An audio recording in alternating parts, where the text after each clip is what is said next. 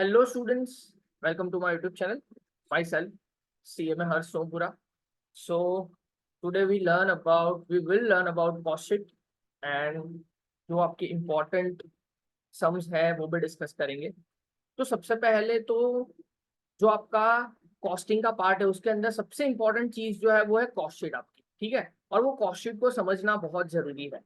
पहले ये समझते हैं कि what is the meaning of cost sheet. Meaning of cost sheet का मतलब what is the meaning of cost sheet.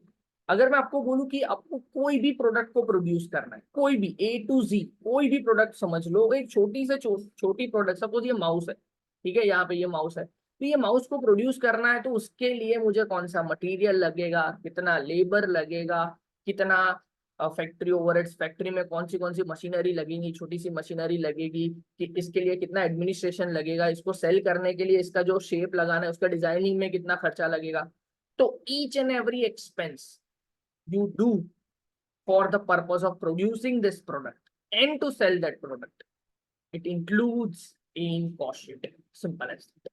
Okay, तो यहाँ पे cost sheet का मतलब क्या है कि आप एक प्रोडक्ट को प्रोड्यूस करने के लिए कितना खर्चा कर रहे हो वो सारी चीजें जानना, उसको बोलते हैं कॉस्ट शीट, ठीक है।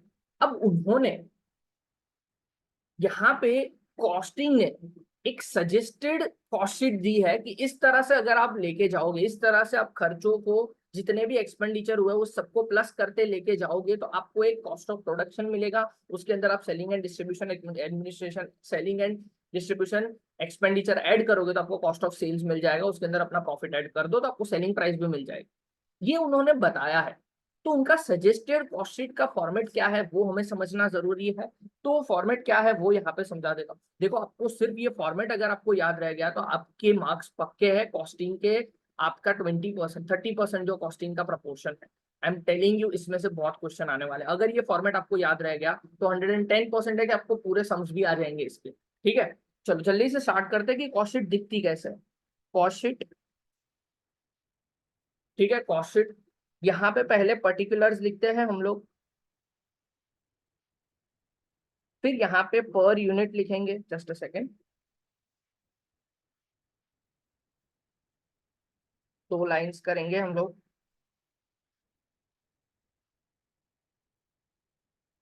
Normally it use to be, यहाँ पे अमाउंट एंड यहाँ पे भी अमाउंट होता है, and usually amount in rupees होता है। यूजुअली अमाउंट इन रुपीज होता है। दोनों जगह पे अमाउंट अमाउंट होता है और अमाउंट इन रुपीज होता है। Just a second, my internet may be lagging a bit. Okay, चलो ठीक है, स्टार्ट करते हैं। सबसे पहली चीज कॉस्टिंग में, सबसे पहली चीज इस चीज को प्रोड्यूस करने के लिए सबसे पहली चीज क्या लगती है? सर मटेरियल लगता है, ठीक है ना, मटेरियल लगता है। तो मटेरियल में दो टाइप के मटेरियल होते हैं, एक होता है डायरेक्ट मटेरियल, एक होता है इनडायरेक्ट मटेरियल। डायरेक्ट मटेरियल मतलब वो वाला मटेरियल जो आप प्रोडक्शन के लिए डायरेक्टली यूज करते हो, जो एंड प्रोडक्ट में जो मटेरियल दिखता है। एंड प्रोडक्ट में सपोज एक शर्ट शर्ट ये टी शर्ट बनाना है तो टी शर्ट बनाने के लिए जो ये मैंने कपड़ा लेके आया, एक रॉ मटेरियल लेके आया था, तो ये टी शर्ट में वो रॉ मटेरियल दिख रहा है ना, तो ये वाला मटेरियल जो है वो क्या है? Direct material. लेकिन अब वो ये टी शर्ट को बनाने के लिए जो सुई धागा था, ठीक है, वो भी तो एक मटेरियल है, सुई भी तो एक मटेरियल है। सुई लाए थे अलग अलग से, एक धागा भी लाए थे, धागा दिख नहीं रहा है। तो वो धागा और वो सारी चीजें क्या है जो एंड प्रोडक्ट में नहीं दिखती है फिर भी वो मटेरियल है, तो वो इनडायरेक्ट मटेरियल माना जाता है, ठीक है। तो आपको तो सिर्फ यहाँ पे फॉर्मेट याद करना है। तो फॉर्मेट क्या है? फॉर्मेट में मैं आपको बता देता हूँ। सबसे पहले आता है डायरेक्ट मटेरियल, सबसे पहले आता है डायरेक्ट मटेरियल, ठीक है। डायरेक्ट मटेरियल, डायरेक्ट मटेरियल के बाद उसके अंदर ऐड करना पड़ता है आपको डायरेक्ट वेजेस। इसको दूसरा नाम डायरेक्ट लेबर भी बोला जाता है, मतलब मजदूरी। मटेरियल लाने के बाद जो भी आप मजदूरी करते हो, मजदूरी उसके ऊपर पे करते हो, जो भी, वो उसको बोलते हैं डायरेक्ट लेबर। तो ये भी आपको क्या करना पड़ेगा? ऐड करना पड़ेगा यहाँ पे। उसके बाद आता है डायरेक्ट एक्सपेंसेस। आप कई बार कोई एक प्रोडक्ट को प्रोड्यूस करने के लिए रॉयल्टी पे करते हो, डिजाइनिंग चार्जेस पे करते हो, डायरेक्टली वो मटेरियल के रिलेटेड खर्चे होते हैं, तो वो खर्चे यहाँ पे ऐड हो जाता है। तो सबसे पहले ये तीन खर्चे डायरेक्ट वाले हैं जो आपको याद रखने हैं। Direct direct direct, direct material, direct wages and direct expenditure. ये तीन चीज अगर ऐड हो गई आपके अंदर, ये तीन चीजें जैसे ही आपके अंदर ऐड हो गई उसको बोलते हैं हम लोग प्राइम कॉस्ट। ठीक है, ये आपको याद रखना जरूरी है। पर ये मटेरियल के अंदर एक छोटा सा फॉर्मेट आपको याद रखना पड़ेगा। ये तीन चीज प्राइम कॉस्ट मानी जाती है। प्राइम कॉस्ट का मतलब क्या, जो मेजर एक प्रोडक्शन के लिए सबसे मेजर चीज क्या होती है, मटेरियल, वेजेस एंड एक्सपेंडिचर। सबसे मेजर चीज यही होती है ना सर। हाँ ठीक है। अब मटेरियल के अंदर आपको बहुत इंपॉर्टेंट चीजें है, बहुत इंपॉर्टेंट चीज याद रखनी है। सबसे पहले आपको लिखना है ओपनिंग स्टॉक, कितना मटेरियल का ओपनिंग स्टॉक था, उसमें प्लस करना है परचेज। ये सब इनर कॉलम में करना है। ओपनिंग स्टॉक इनर कॉलम में लिखा, परचेज इनर कॉलम में लिखा, लेस प्लस कर देंगे परचेज एक्सपेंडिचर। परचेज एक्सपेंडिचर मतलब कैरेज, मटेरियल को परचेज करते हुए कैरेज का खर्चा हुआ, कैरेज इनवर्ड हुआ, वो सारी चीजें मटेरियल को यूजफुल कंडीशन में लाने के लिए जो खर्चा लगा वो सारा खर्चा हमें ऐड करना पड़ेगा। एंड लास्ट में लेस करना है क्लोजिंग स्टॉक। तो ये आपका मटेरियल का फिगर आ जाएगा। तो आपको डायरेक्ट मटेरियल में क्या करना है, इनर कॉलम में opening stock plus purchase expense less closing stock, ये सारी चीज कर लोगे तो आपको डायरेक्ट मटेरियल मिल जाएगा आउटर कॉलम में। ठीक है, उसके बाद आपको डायरेक्ट वेजेस ऐड करना है, उसके बाद आपको डायरेक्ट एक्सपेंडिचर ऐड करना है, तो वो आपको मिल जाएगा प्राइम कॉस्ट। ये प्राइम कॉस्ट फिक्स है। प्राइम कॉस्ट अगर आपको पूछे तो आपको ये तीन चीजें ऐड करनी है। कई बार एग्जामिनेशन में ये चीज नहीं देते, डायरेक्ट एक्सपेंडिचर, जो चीज नहीं दी है उसको मत लिखो, simple as that. Direct material and direct wages का टोटल भी प्राइम कॉस्ट हो सकता है। जो चीज दी है उसको टोटल कर देंगे, नहीं है उसको डैश लिख देंगे, सिंपल एज दैट। और मटेरियल एंड लेबर तो होगा ही होगा, direct expenditure may be there may not be there. Okay, तो चलो आगे बढ़ते हैं।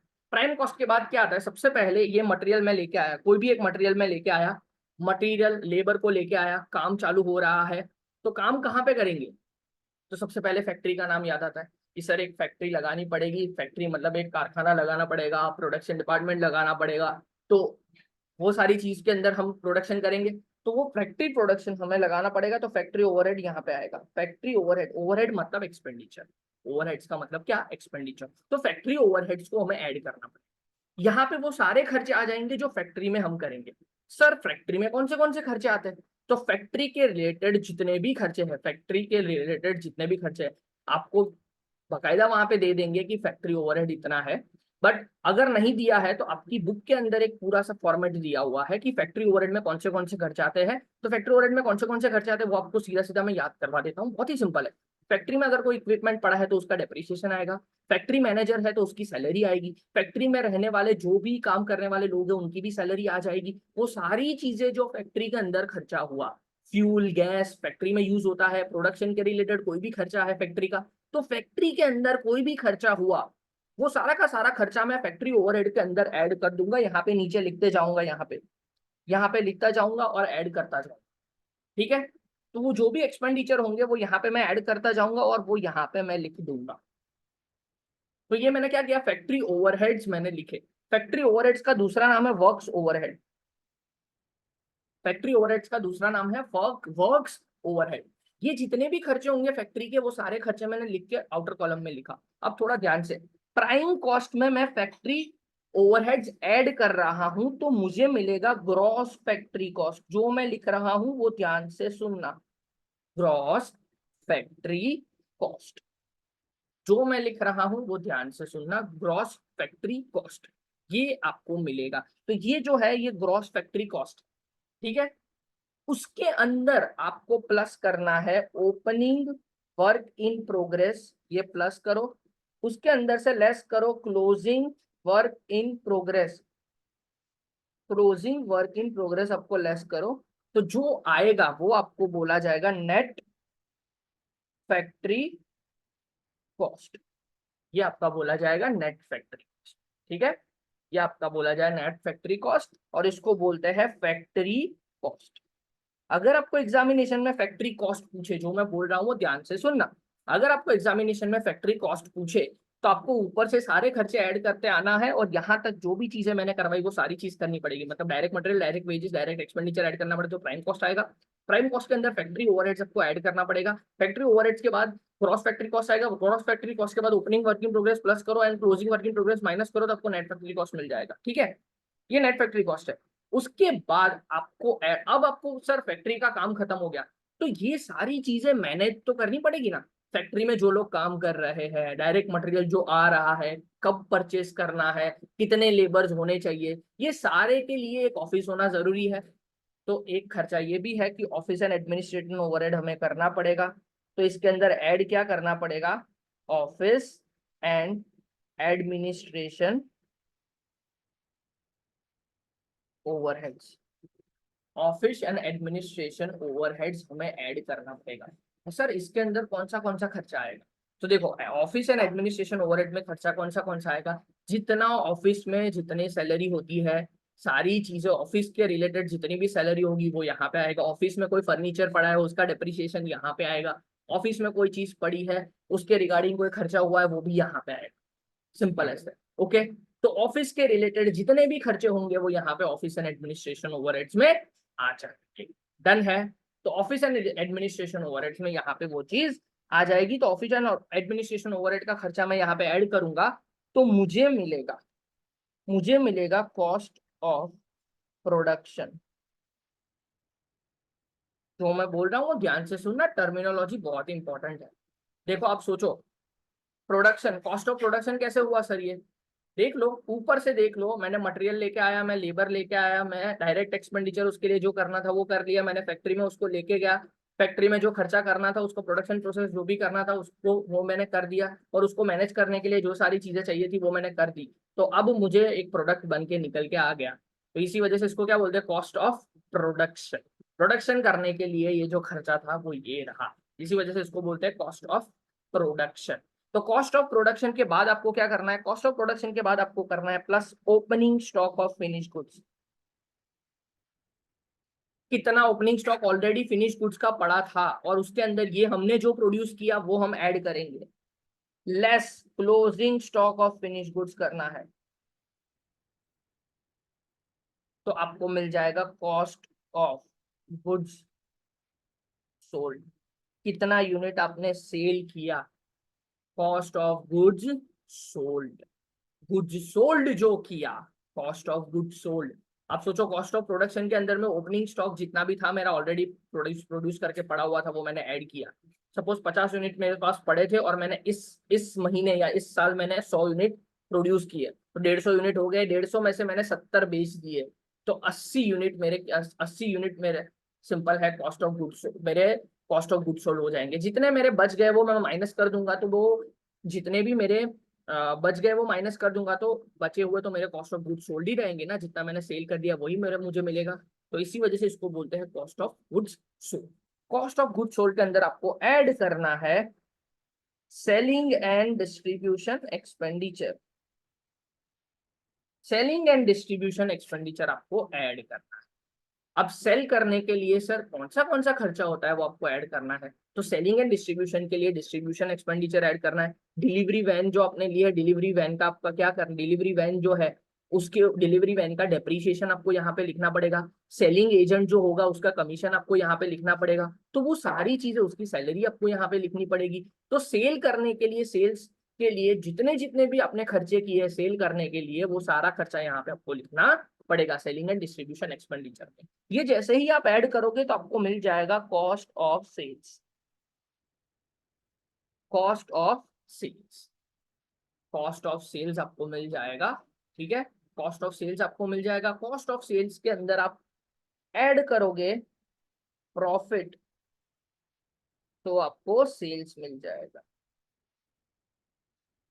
ये आपकी कॉस्ट शीट है, ये आपकी कॉस्ट शीट है। अगर आपने ये फॉर्मेट आपने अच्छे से कर लिया, ये फॉर्मेट अगर जो दिख रहा है उसको अच्छे से समझ लिया, कौन सी चीज कहाँ पे आती है वो चीज समझ ली, तो इसके ऊपर से जो भी आपको क्वेश्चन आने वाले वो सारी चीजें आपको आ गई, और ये आपको इंटर में भी काम आने ही वाला है। तो इसी वजह से अच्छे से ही समझ के ही करना है ये चीज।